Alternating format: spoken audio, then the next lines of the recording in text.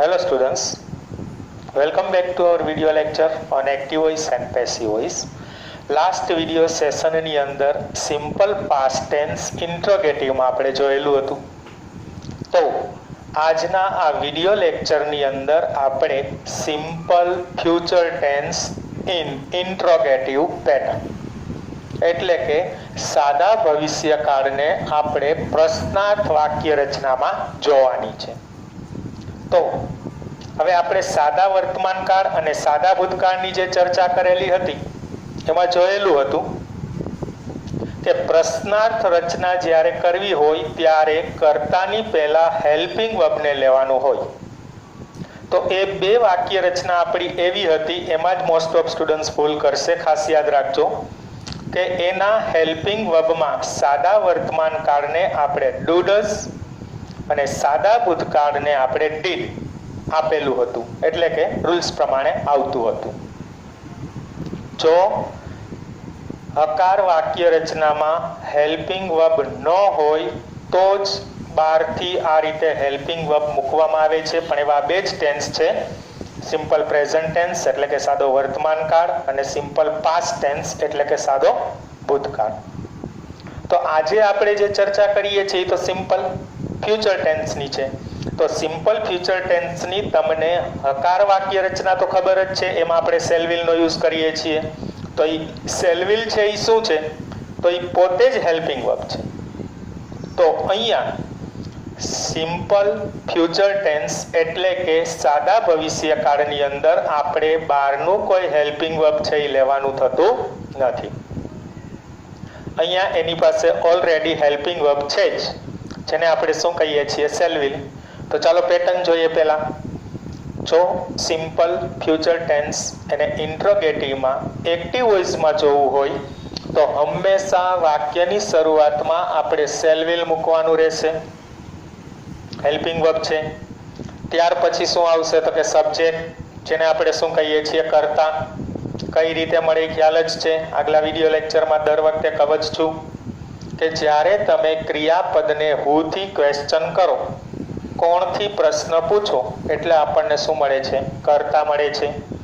ત્યાર પછી શું આવે છે? તો કે સેલવિલ છે, એની સાથે સિમ્પલ ટેન્સ છે એટલે હંમેશને માટે V1 જ આવશે. V1 એટલે મૂળરૂપ, play, go, write, see, watch, hear, listen, જે આવતું હોય તે. ત્યાર પછી શું આવશે? તો કે ઓબ્જેક્ટ, જેને આપણે શું કહીએ છીએ? કર્મ. કેવી રીતના મળશે એની પણ ચર્ચા કરેલી હતી. એ ખાસ યાદ રાખવાનું છે, કર્તા કર્મ શોધતા આવડી જાય એટલે ઇન્ટરચેન્જ કરી ક્રિયાપદ બદલાવીને વાક્ય બનાવી નાખવાનું. તો આપણું જે ક્રિયાપદ છે, મૂળ ક્રિયાપદ, એને કોને અને શું પ્રશ્ન કરવાથી આપણને શું મળે છે? કર્મ. વોટથી ક્વેશ્ચન કરો અને હુમથી ક્વેશ્ચન કરો ત્યારે આપણને શું મળે છે? કર્મ મળે છે. ત્યાર પછી શું આવે છે? તો કે લાસ્ટમાં આવશે ઇટીસી, વધારાના શબ્દો, વધારાનું વાક્ય, એટસેટ્રા, અને છેલ્લે ક્વેશ્ચન માર્ક. ખાસ યાદ રાખવાનું છે, શરૂઆત હંમેશા હેલ્પિંગ વર્બથી થશે. ભૂલે ચૂકે પણ તમે સબ્જેક્ટ અને સેલવિલ મૂક્યું તો તમારી એ વાક્ય રચના હકાર બનશે. અહીંયા પ્રશ્નાર્થ બનાવવાની છે, એ જોવાનું છે. ત્યાર પછી પેસિવ વોઇસ કરવું હોય તો કે આપણને સબ્જેક્ટ અને ઓબ્જેક્ટ ઓળખતા આવડી ગયું, શોધતા આવડી ગયું અને મળી પણ જાય છે. તો એ બંનેની પ્લેસ ઇન્ટરચેન્જ કરવાની. અને ત્યાર પછી વચ્ચે જે ક્રિયાપદ છે એની અંદર પેસિવમાં પહેલાં કીધેલું હતું, ઇન્ટ્રોડક્શન લેક્ચરમાં કીધેલું હતું, B+V3 આવે. પછી બીના રૂપ બદલે am, is, are, was, were, be, being, been, બધા ટેન્સ આવી ગયા આમાં. બરાબર. તો અહીંયા આપણે પેસિવ રચના કરવી છે. તો પેસિવ રચનાની અંદર પણ પ્રશ્નાર્થ છે એટલે તો હંમેશા હેલ્પિંગ વર્બ શરૂઆતમાં જ રહેશે. એટલે પહેલા શું આવશે? તો કે સેલવિલ. ત્યાર પછી તો હવે અહીંયા સબ્જેક્ટ હતું એ સબ્જેક્ટ નહીં રહે.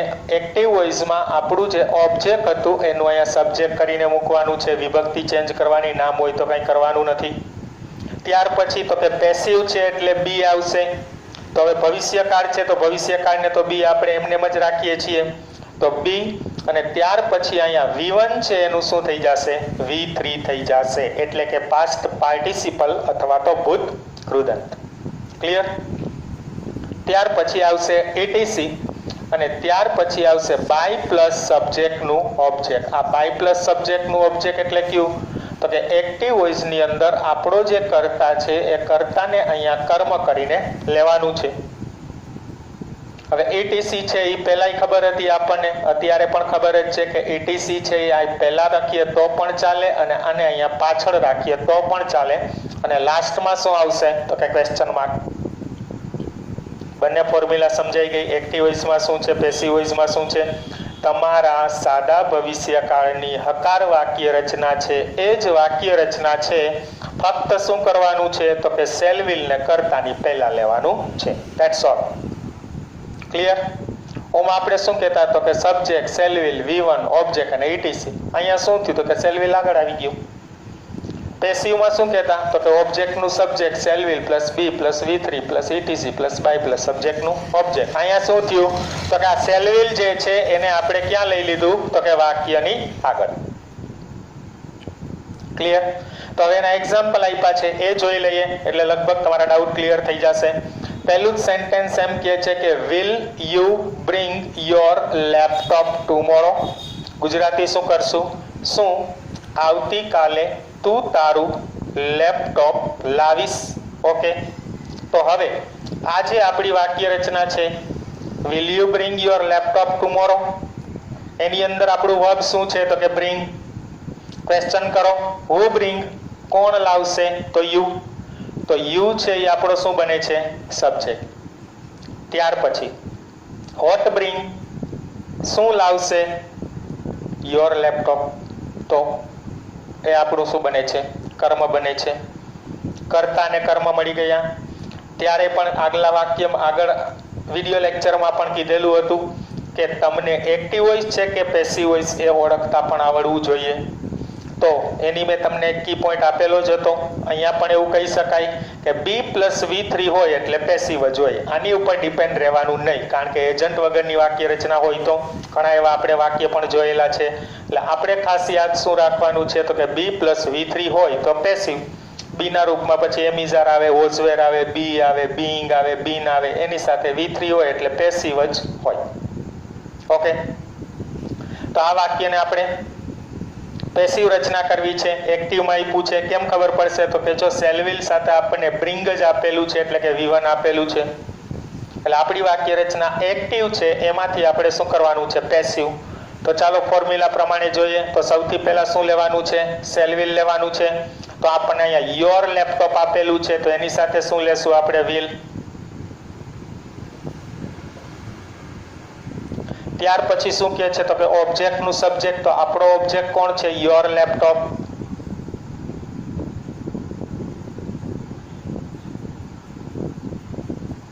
Will your laptop. પછી શું આપેલું છે આપણને? બી આપેલું છે તો બી મૂકવાનું છે. ત્યાર પછી શું કહે છે? V3 કહે છે તો અહીંયા આપણને બ્રિંગ આપેલું છે. બ્રિંગનું V3 શું થશે તો કે બ્રિંગ, બ્રોટ, બ્રોટ.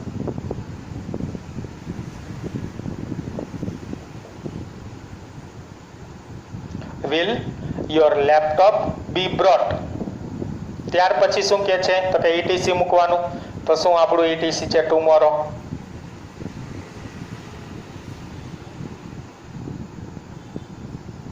અને લાસ્ટમાં શું કહે છે? બાય પ્લસ સબ્જેક્ટનું ઓબ્જેક્ટ. તો એક્ટિવ વોઇસનો આપણો સબ્જેક્ટ કોણ છે? યુ છે. તો યુ નું ત્યાં શું થઈ જશે? યુ જ રહેશે. એટલે શું કહેવાનું થશે? By you. અને લાસ્ટમાં શું આવશે? Question mark. બરાબર? આખું સેન્ટેન્સ શું બન્યું? Will your laptop be brought tomorrow by you. Clear? તો ચાલો જોઈએ હવે સેકન્ડ સેન્ટેન્સમાં શું કહે છે. સેકન્ડ સેન્ટેન્સમાં shall we join the picnic next month. Gujarati શું થશે? શું આપણે આવતા મહિને પિકનિક જોડશું અથવા તો પિકનિકમાં જોડાશું? તો એક્ટિવ છે કે પેસિવ પહેલા એ નક્કી કરશું. તો કીધેલું જ છે અહીંયા આપણને ઉપર શેલ વિલ ને V1 છે તો કે શેલ વિલ ને V1. તો યસ, આપણને આપેલું વાક્ય કેવું છે? Active voice. તો હવે જોઈએ સબ્જેક્ટ કોણ છે, ઓબ્જેક્ટ કોણ છે. ક્વેશ્ચન કરીએ. જોઈન. હુ જોઈન? વી, તો વી આપણો સબ્જેક્ટ છે. વોટ જોઈન, શું જોડીશું, શેમાં જોડાઈશું, તો કે પિકનિક. તો પિકનિક એ આપણો શું બને છે, ઓબ્જેક્ટ બને છે. ઓકે, તો વાક્ય છે ને પેસિવમાં આપણે કરીએ તો પેસિવ કરો એટલે પહેલા શું મૂકવાનું છે, શેલ વિલ. તો પિકનિક છે તો એની સાથે શું આવશે, વિલ જ આવશે. ત્યાર પછી ઓબ્જેક્ટનું સબ્જેક્ટ, તો ઓબ્જેક્ટ છે એ પિકનિક જ છે આપણું, વિલ ધ પિકનિક. ત્યાર પછી શું મૂકવાનું છે, બી પ્લસ V3. તો જોઈન આપેલું છે, બીનું તો બી જ રહેશે. જોઈનનું શું થશે, રેગ્યુલર વર્બ છે તો joined, will the picnic be joined. ત્યાર પછી શું કહે છે, ETC. તો ETC આપણને શું આપેલું છે, નેક્સ્ટ મંથ.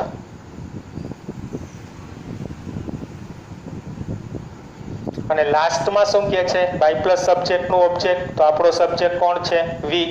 તો એનું શું થશે, બાય અસ. અને લાસ્ટમાં ક્વેશ્ચન માર્ક. આખું સેન્ટેન્સ શું બન્યું, will the picnic be joined next month by અસ.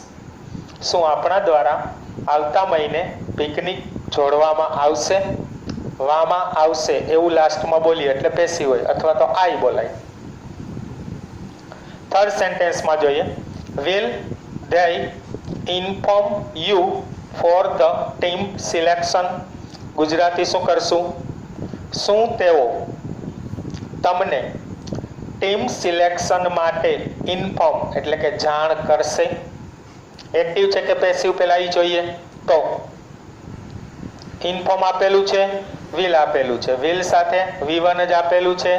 તો વિલ સાથે V1 એટલે આપણને સેન્ટેન્સ કેવું આપેલું હશે, એક્ટિવ વોઇસ. તો આ સેન્ટેન્સ કેવું છે આપણું, એક્ટિવ વોઇસ. કરવાનું કેવું છે, પેસિવ વોઇસ. તો ચાલો સબ્જેક્ટ અને ઓબ્જેક્ટ પહેલા ફાઇન્ડ કરી લઈએ. ઇન્ફોર્મ જાણ કરશે, હુ ઇન્ફોર્મ કોણ જાણ કરશે, તો ધ્યેય. તો ધ્યેય એ આપણો શું બને છે, સબ્જેક્ટ. ત્યાર પછી વોટ ઇન્ફોર્મ શું જાણ કરશે, તો જો કાંઈ જવાબ મળતો નથી, નિર્જીવ મળે આપણને જવાબ, નિર્જીવ કર્મ હોય પણ છે નહીં. તો હજી એક ક્વેશ્ચન કરી શકાય, હુમ ઇન્ફોર્મ કોને જાણ કરશે, ને બોલવાનું છે. તો યુ. તો યુ છે એ આપણો શું બનશે, ઓબ્જેક્ટ. તો સબ્જેક્ટ ઓબ્જેક્ટ મળી ગયા, એક્ટિવ પેસિવની ખબર પડી ગઈ. તો આપણી પાસે પેટર્ન તો છે જ, ફોર્મ્યુલા તો છે જ, એ પ્રમાણે કરતું જવાનું. તો સૌથી પહેલા શું મૂકવાનું છે, શેલ વિલ. આપણને યુ આપેલું છે તો યુ સાથે વિલ જ લેશું. પછી યુ નું યુ, વિલ યુ. ત્યાર પછી તો કે બી પ્લસ V3 મૂકવાનું છે. તો બી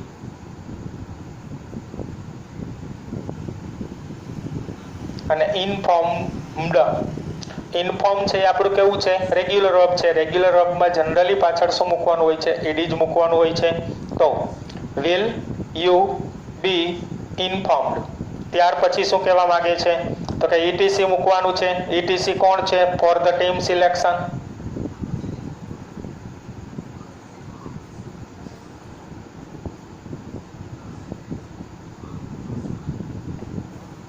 અને લાસ્ટમાં તો કે બાય પ્લસ સબ્જેક્ટનું ઓબ્જેક્ટ. તો કોણ છે આપણું સબ્જેક્ટ, ધ્યેય. ધ્યેયનું શું થશે, બાય ધેમ. અને લાસ્ટમાં શું મૂકી દેશું, ક્વેશ્ચન માર્ક. ભૂલાય નહીં, પ્રશ્નાર્થ રચના છે એટલે બધામાં ક્વેશ્ચન માર્ક આવશે જ. ત્યાર પછી જોઈએ ચોથું sentence, will he be contact tomorrow by me. પેલા એ નક્કી કરી એક્ટિવ વોઇસ છે કે પેસિવ વોઇસ. તો જો વિલ સાથે બી પ્લસ V3 આપ્યું છે, બી પ્લસ V3 એટલે કેવું બનશે, પેસિવ વોઇસ. તો પેસિવ વોઇસમાં જોવાનું સબ્જેક્ટ અને પાછળ આપણને બાય પ્લસ સબ્જેક્ટનું ઓબ્જેક્ટ આપેલું છે. તો જો ટુ બી કોન્ટેક્ટને પહેલા હી આપેલું છે, એ આપણું ઓબ્જેક્ટનું સબ્જેક્ટ હશે. અને બાય મી આપેલું છે, એ સબ્જેક્ટનું ઓબ્જેક્ટ હશે. આ બંનેના સ્થાન બદલાવીને લખી નાખવાના છે. તો અહીંયા આપણને બાય મી આપેલું છે, તો મી ને સબ્જેક્ટ તરીકે લેવાનું છે. હવે તો એની સાથે સેલ કે વિલ ગમે તે લખી શકાય મોડર્ન ઇંગ્લિશ પ્રમાણે. પરંતુ પ્રશ્નાર્થ છે તો સેલ લખવું હોય તો લખી શકાય છે. તો સેલ આઈ સેલ આઈ. હવે આપણે એક્ટિવ કરીએ છીએ, પેસિવ માંથી એક્ટિવ. સેલ આઈ. ત્યાર પછી શું કહે છે? V1 બી નીકળી જશે, કોન્ટેક્ટ આપેલું છે એમાંથી પણ ઈડી નીકળી જશે અને મૂળરૂપ કરી નાખવાનું છે તો શું થશે? Cell I contact. ત્યાર પછી કર્મ મૂકવાનું છે તો કોણ આવશે આપણું ઓબ્જેક્ટ? હવે હી છે તો એનું શું થઈ જશે? હિમ. સેલ આઈ કોન્ટેક્ટ હિમ. અને ત્યાર પછી શું મૂકવાનું છે લાસ્ટમાં? ઈટીસી. તો શું આવશે?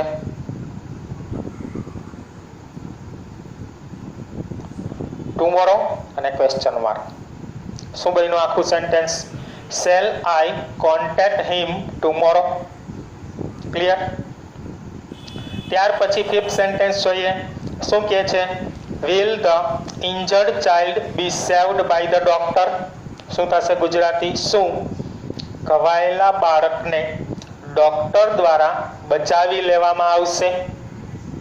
એક્ટિવ છે કે પેસિવ પહેલા ડિસાઈડ કરીએ. તો જો સેલવિલ સાથે બી સેવ્ડ આપેલું છે, B+V3 આપેલું છે, તો આપણને શું આપેલું છે? Passive voice. હવે જોઈએ સબ્જેક્ટ અને ઓબ્જેક્ટ. તો ઇન્જર્ડ ચાઇલ્ડ આપણું ઓબ્જેક્ટનું સબ્જેક્ટ છે એક્ટિવના, અને બાય ધ ડોક્ટર છે એ બાય પ્લસ સબ્જેક્ટનું ઓબ્જેક્ટ છે, તો આના સ્થાન બદલવાના. આગળનું વાક્ય છે એ જ રીતે. હવે ડોક્ટર છે એને આપણે પહેલા લેવાનું છે, પણ એની પહેલા સૌથી પહેલા શું મૂકવાનું છે આપણે? સેલવિલ. તો એની સાથે શું મૂકશું? Will. The doctor. Will the doctor. ત્યાર પછી શું કહે છે? V1 બી નીકળી જશે, સેવ્ડ માંથી ઈડી પણ નીકળી જશે, એટલે SAVE વધશે, ખાલી ડી નીકળે. વિલ ધ ડોક્ટર સેવ. અને ત્યાર પછી શું કહેવા માંગે છે? ઓબ્જેક્ટ. તો હવે સબ્જેક્ટ છે એ ઓબ્જેક્ટ બની જશે, તો શું આવશે? The injured child. અને ત્યાર પછી ઈટીસી હોય તો મૂકવાનું, પણ જો સેન્ટેન્સમાં જોઈ શકો છો ઈટીસી આપણને કંઈ આપેલું જ નથી. ન આપેલું હોય તો આપણી રીતે કંઈ મૂકવાનું નથી. સેન્ટેન્સમાં હોય તો મૂકવાનું, ન હોય તો કંઈ જરૂરિયાત નથી.